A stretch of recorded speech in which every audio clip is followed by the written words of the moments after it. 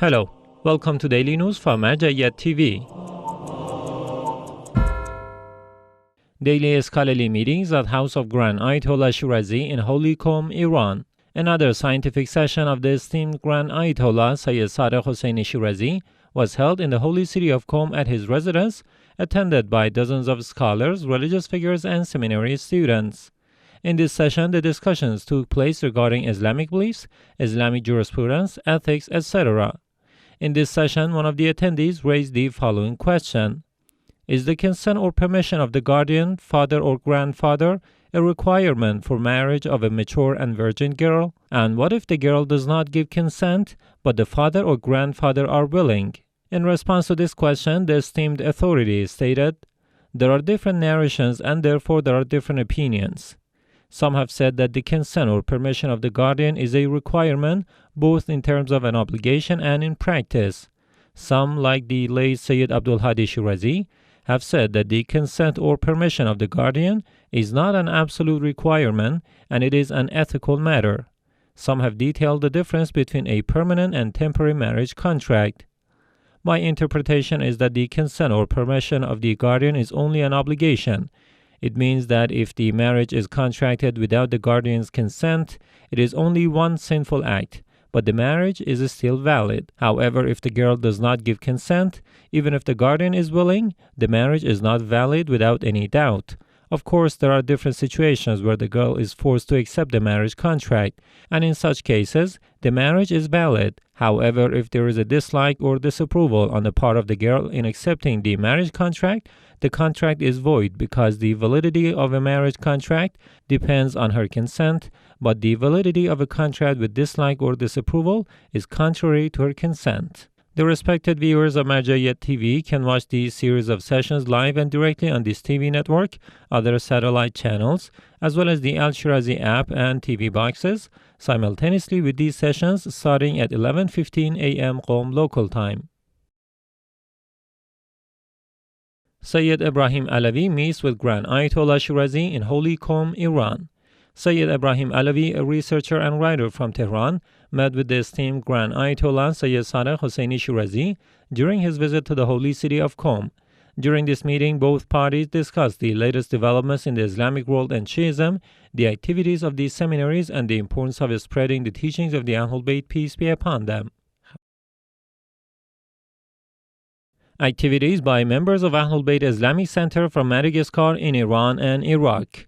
Two religious activists who are members of the AhlulBayt Islamic Center in the city of Mahajanga in Madagascar, during their trip to Iran and the holy city of Qom, had the honor of visiting the esteemed Grand Ayatollah Sayyid Sadiq Hosseini Shirazi. Grand Ayatollah Shirazi expressed his pleasure at meeting with these religious activists and wrote the following note for them: in the name of Allah, the most gracious, the most merciful, and all praise is due to Him. I recommend the young faithful, both girls and boys in the city of Mahajanga in Madagascar, to adhere to the Prophet's great advice, which is to follow the Holy Quran and the pure progeny, peace be upon them. As the Holy Prophet said, my AhlulBayt are the Ark of Noah. Whoever embarks on it will be saved. May the Almighty grant you all success in your endeavors. Peace and the mercy of Allah be upon you. Sadiq al-Shirazi. Members of the AhlulBayt Center also, after their meeting with Grand Ayatollah Shirazi in the holy city of Qom, visited the holy city of Karbala and had the opportunity to meet and converse with Sheikh Mustafa Muhammadi, the director of Imam Hussein Media Center. It is worth mentioning that during their meeting with the management of Imam Hussein Media Center, they were presented with a gift as a memento. ISWF publishes a statement on birthday of Holy Prophet of Islam. Imam Shirazi World Foundation ISWF extends its warm wishes on the birthday of the Holy Prophet of Islam, Prophet Muhammad, may God's peace and blessings be upon him and his family. It calls on all Arab and Islamic leaders to grant amnesty to eligible prisoners, bringing joy to their communities without creating injustice. This foundation also emphasizes the release of political detainees, including human rights activists and journalists, as a step towards improving human rights and domestic stability on a global scale. Ben Fahad Hilli Seminary celebrates birthday of Holy Prophet of Islam and Imam Sadiq, peace be upon them. On Thursday, the 18th of Rabiul Awwal 1445, the Islamic Seminary of Allama ibn Fahad Hilli in Karbala held a celebratory event in honor of the birthdays of the Holy Prophet of Islam and his noble grandson Imam Sadiq, peace be upon them both. The ceremony commenced with the presence of students, officials, and professors of the Islamic Seminary, along with the recitation of verses from the Holy Quran. The event featured a speech delivered by the Islamic scholars, including Sayyid Mehdi Nawab. Attendees also enjoyed poetry recitations and eulogies praising the Holy Prophet and the leader of the Shia faith, Imam Sadiq, peace be upon him. Towards the end of this event, some seminary students had the privilege of donating clerical attire in the presence of Sayyid Mehdi Shirazi. Sayyid Mehdi Shirazi addressed the audience, providing guidance and advice for attending students. Member of Grand Ayatollah Shirazi's office attends celebrations of Holy Prophet's birthday in Najaf, Iraq. Sheikh Salah al-Halfi, a member of the office of the Grand Ayatollah Sayyid Sadiq Husseini Shirazi in Najaf, participated in a celebration commemorating the birthday of the noble Prophet Muhammad, may God's peace and blessings be upon him and his family, and Imam Jafar Sadiq, peace be upon him. This event was organized by the Association of Husseini Pulpit Preachers and was attended by various religious and scholarly figures, as well as the pulpit preacher, who gathered to honor and commemorate these auspicious occasions. Rasul Azam Institute holds ceremony to honor birthday of Holy Prophet of Islam in Holy Karbala, Iraq. The Rasul Azam Institute in Karbala held a celebratory event in honor of the blessed birthdays of the Holy Prophet Muhammad, may God's peace and blessings be upon him and his family, and Imam Sadiq, peace be upon him. This event was attended by the families of the orphans and the less fortunate in the Holy City, as well as Sheikh Talib al-Salehi, the director of the office of the esteemed Grand Ayatollah Shirazi.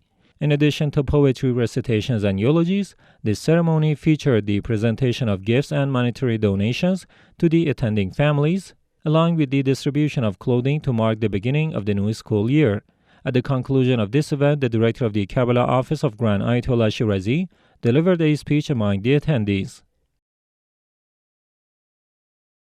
Fatima Zahra Institute launches second phase of dowry donation project in Holy Karbala, Iraq. The Fatima Zahra Cultural and Charitable Institute in the holy city of Karbala has presented its second dowry assistance to dozens of young couples in this sacred city.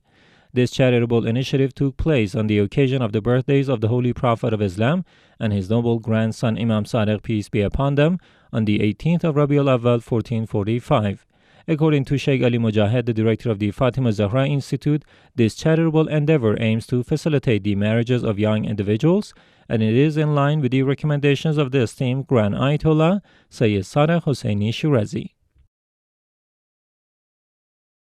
Sadiqiya Institute distributes monthly assistance to orphaned and needy families in Basra, Iraq. The Sadiqiya Cultural Institute, affiliated with the office of the esteemed Grand Ayatollah Sayyid Sadiq Husseini Shirazi in the city of Basra, Iraq, has distributed its monthly assistance. This charitable initiative is part of this institute's ongoing philanthropic activities carried out in accordance with the religious authorities' recommendations to support those in need.